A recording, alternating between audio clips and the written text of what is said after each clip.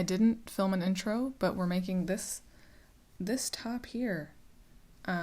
This is the video tutorial to go along with the written pattern on my blog. It's made to measure, so you'll have to take your measurements and do some calculations, but all of those measurements, instructions, and everything is written out on my blog, linked below. Enjoy! So our first step is to make a slip knot, so cross your yarn over like that, and take the strand that's underneath and put it through the loop and pull tight, insert your hook, and then tighten around your hook. And then you're going to make a chain that's about 6 inches long or so. And then I'm just going to chain an extra couple for the turning chain. And then yarn over twice, and starting in the 4th chain from the hook, we're going to do a row of treble crochets. So again, just do a treble crochet starting in the 4th chain from the hook and then into each chain for the rest of the row. And then you're going to continue doing rows of treble crochets. So at the end of the row, chain 3 and turn, and then do another row of treble crochets until you have a square that's about 6 inches tall, maybe a bit more, and it should be about 6 inches wide. Once you're done your treble crochet gauge swatch, you'll make another one using double crochets. So the same steps, make a chain, a base chain that's about 6 inches wide, chain 2 for your turning chain, and then starting in the 3rd chain from the hook, you'll do a row of double crochets, chain 2 and turn, and then continue doing rows of double crochets until you reach about 6 inches tall. So here we have our finished gauge swatch. So you'll want to take your measuring tape and from a row in the middle and then taking from in the middle, so I don't want to include the ends in my measurement, you're going to measure how many stitches are within approximately 4 inches. You could take a bigger measurement, but usually it's within 4 inches. So again, like I'm doing here, just count how many stitches are within the 4 inches and then write that down. And then you're going to measure the length. So don't include the first row and don't include the last row usually. So just measure how many rows are in a certain measurement. So it's usually 4 inches, but sometimes you can't be too exact. So you can take from a bit more, take from a bit less. Just make sure you're writing down an accurate measurement. Here we have our double crochet gauge swatch. So you'll do the exact same, measure stitches from in the middle, and then measure rows from in the middle, and then write that down so you can make your stitch calculations with your measurements. The next step is to find your measurements. So for M1, you're going to measure around your underbust or your waist and take whichever measurement is bigger. For M2, you're going to measure all the way around your bust. And then for M3, you're going to measure across the front of your chest to figure out how wide you want the top of your top to be. Once you find all of your measurements, you're going to need to head over to the written pattern to see all of the other calculations that you'll need to make to find all of the stitch and row counts that you'll need. Once you've made all of those calculations and found all of those other measurements, come back and we'll get started. To begin, you're going to chain the number of stitches that you got for ST1. Once you're done making your chain, we're going to slip stitch into the first chain that you made. So what you need to do, and what I'm doing here, is make sure that your chain is not twisted. So flatten it out along the entire chain. And then once it's connected, that will allow us to crochet back and forth in the round. But again, just make sure it's not twisted in any way when you connect it. So take your time and go slowly to make sure that it is all facing the same direction.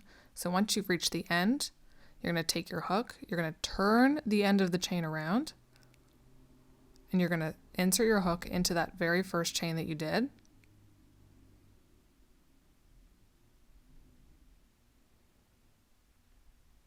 Yarn over and pull the loop, and then pull through, making another slip stitch. Then chain 3,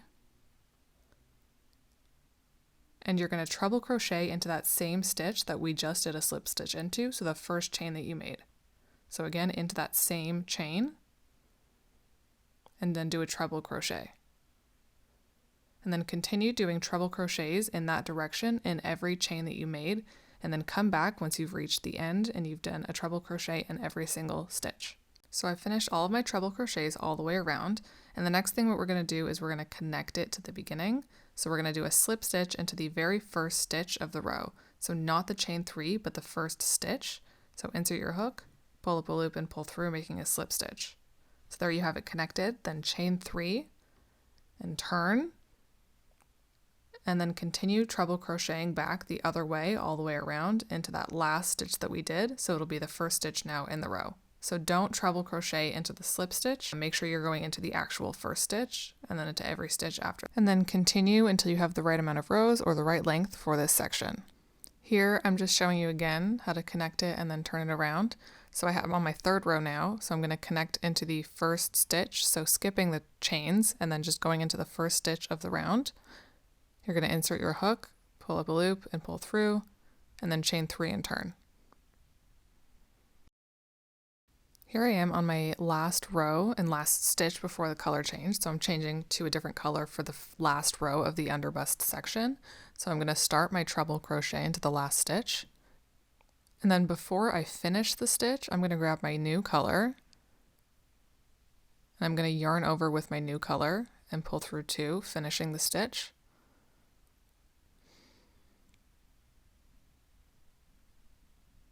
And then using that new color, you're going to slip stitch into the first stitch of the round. Again, using the new color, yarn over, pull through, making a slip stitch, and then chain 3 with that new color. What I like to do is I like to bring it around the old strands, so the short end of the new color and then our old yellow strand, and then I'll chain 3, and then turn your work like normal, and then you'll continue with this new color for the last row of this bottom section of treble crochets. And make sure you're leaving the original color strand there. So I'm leaving the yellow strand there because we're going to pick it up on the next row. So don't cut it off and don't crochet over it. But again, it's the same thing. Make sure you're going into that first stitch there, but just repeat the step that you've been doing, row of treble crochets in this new color. So here we are at the end of our color change row, and we're going to change back to the yellow strand. So start off with a treble crochet like normal. So the first 2 steps. And then before we do the last step of the stitch, we're going to grab the old color, so in my case the yellow, and then just bring it up. Make sure you don't pull it too tightly when you're wrapping it around, and make sure it's not too loose. And then just yarn over and pull through, finishing the stitch, and then slip stitch into the first stitch of the round. And then you're going to chain 2 and turn, because the next row is a row of double crochets. So chain 2 and turn. Next, you'll put a stitch marker halfway through your round, and then you'll need to figure out how many increases or decreases you'll need to make, or if you need to make any. All the instructions for making these calculations are again in the written portion, which also includes where to put these increases and decreases if you need to make them. Any changes that you do make will need to be distributed evenly on the front and the back, and then on either side, so the left side and the right side.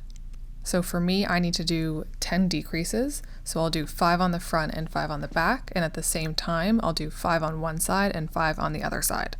So I'm going to start off by doing 3 decreases.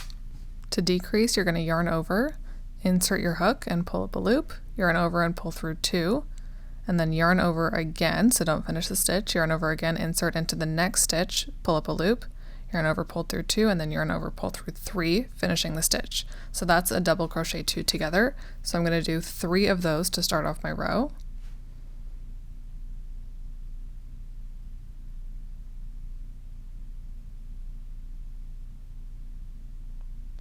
And then I'm going to do regular double crochets along the rest of the row until I have 4 stitches left for the front portion of my top, which is marked by the stitch marker. So here I have 4 stitches left before my stitch marker, and I'm going to do my 2 decreases left for the front. So here's 1 decrease,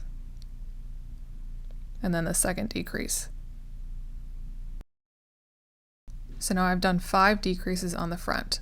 So I'm going to remove my stitch marker, and now we're starting our back decreases.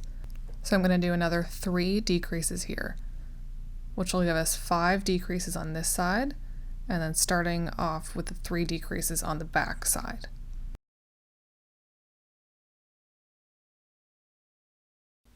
Then once I'm done my decreases, I'm going to do regular double crochet stitches across the rest of the row until I have 4 stitches left, because I need to do 2 more decreases at the end.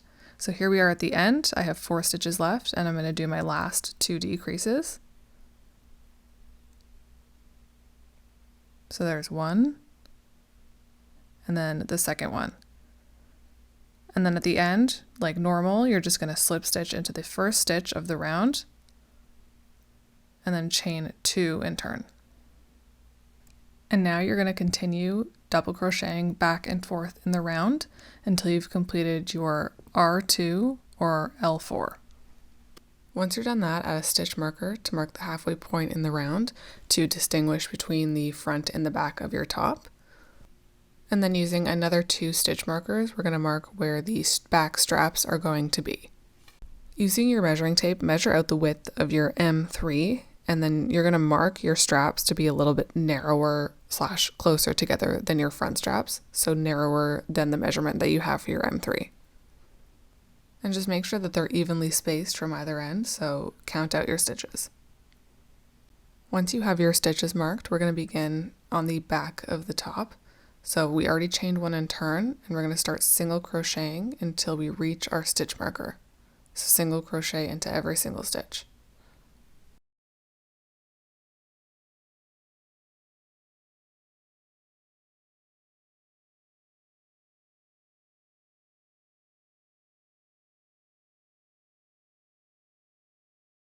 Once you've reached your stitch marker, remove the stitch marker and single crochet into that stitch. And then you're going to start chaining for the strap. So make a chain that is the length that you want for your strap, but make it a little bit longer because when we do the slip stitches back down the chain, it'll shorten it a little bit. So I've completed my chain and we're going to start slip stitching back down the entire chain. So take the end and you're going to turn it over. And starting in the second chain from the hook, we're going to slip stitch into the back loop of each chain. So there's the V on the front. We're going to go into the back, starting in the second chain from the hook. So insert your hook, yarn over, and then pull through, and then pull through again, doing a slip stitch, and then just continue doing a slip stitch into the back loop of the chain until you reach the end of your chain. So here we are at the end. I have 1 stitch left. So I'm going to slip stitch into that last stitch there. And then in the next single crochet, I'm going to do a regular single crochet. And then continue doing regular single crochets across the back of your top until you reach your next stitch marker. So once you reach your next stitch marker, you're going to start your chain before the stitch marker. So leave the stitch marker in there, start your chain, and then create your strap and come back. Once you've finished your strap, remove the stitch marker and continue to single crochet into each stitch until you reach your 3rd stitch marker, indicating the side of your top and distinguishing between the front and the back. Before we start the front section, you'll just need to figure out how many decreases you need to do and where you need to do them. So head over to the written pattern on my blog for full instructions on how to do that. So once you have your number of decreases and where to do them, we're going to get started on the front. So chain 1, this is after we single crocheted, and then you're going to start your decreases. So I'm doing a double crochet 2 together here, like we did earlier. And I have to do 2 in a row for this section. So I'm going to do 2 in a row. So that decreases 2 on this side. And then I'm going to do the same number of decreases on the other side. So I'm going to do regular double crochets across the front until I have 4 stitches left in the row. So here I am with 4 stitches left. So I'm going to do my last 2 decreases for this row.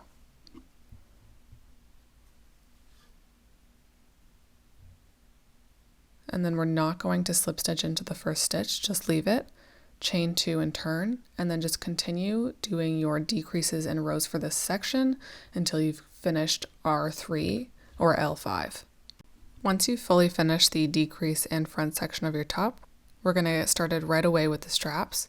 So just chain again the length of your strap, but make sure it's the same length as your back strap. So don't line them up at the base. Just lay your top flat and then line them up, making sure that they're the same length. But again, you're going to want to make the front strap a tiny bit longer because it'll shrink when we do our slip stitches. So as you can see, my top is laid flat and I'm measuring to make sure that my straps are approximately the same length. My front one is a little bit longer, which is perfect because again, it's going to shorten. So once you have a long enough chain, we're going to get started on slip stitching into the back loop of each chain, starting in the second chain from the hook, exactly like we did on the back. So again, into the back loop there, and then just slip stitch. And then do the slip stitches in the back loop all the way down the entire length of the strap.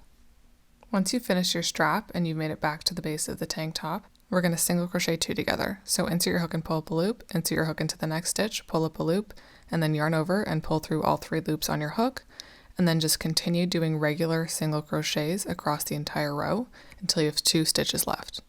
Once you have 2 stitches left, single crochet 2 together, and then just go ahead and make your other strap.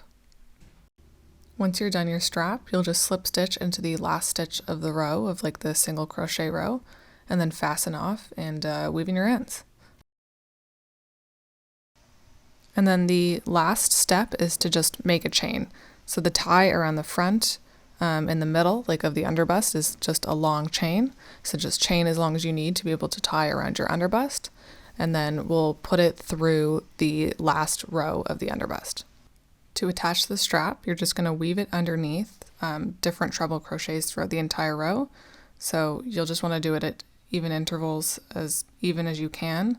But again, using your hook, just pull it through. And then just do that around the entire top for this row. So counting out like an even number of stitches.